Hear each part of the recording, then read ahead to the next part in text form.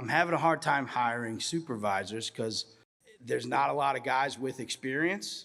So I kind of box myself in. I'm looking for guys who were previously asbestos, lead paint, or mold, and that really kills my funnel. So Sure. do I have to hire different people from different industries and train them, or? You're chasing your tail and you're never going to catch it, because with few exceptions, there's a reason they're available. So what you want to do is get your org chart set up, figure out these positions, and instead of hiring on experience, you want to hire the right person from a disc profile to thinking style that matches the job, and develop them. If you develop them, you're not ironing out old habits that they bring with them. It's actually faster to do that than to do what you're doing. If you're trying to hire that right person, you're going to be looking for a really long time. You're better off building a training program.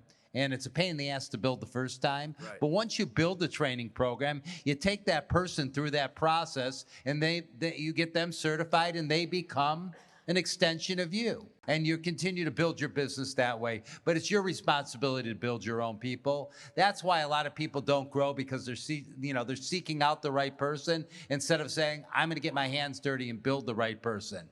And if you do build that person, and you build that loyalty, that person becomes the person that trains your next person, so you can continue to grow. Amen. Don't forget my story where $1.5 million sales guy who's 22-year-old college kid who was shorter than me, who looked like he was 14, and he did 1.5 million. And to Brian's point, that dude was loyal as the day was long, because without me, he'd still be working at the gas station. To me, the sales guys are easy. We have a system for that. That's the easy part. Yeah. The hard part's the techs and the supervisor on site. Yeah, if you go on ChatGPT and you put what is a good disc personality profile for said job, it'll tell you what that is. That's a head start to writing an ad that's going to attract that person. But again, top producers aren't experienced. Top producers are mindset. Yeah. And a top producer is, I got to be honest, when I met Mike, I don't know why he took the job, because we used to have people come into our office and go for an interview, oh, I got the wrong place, and they would leave. Right? It went over my head when that happened. So you got to remember, it's like the John Taffer thing.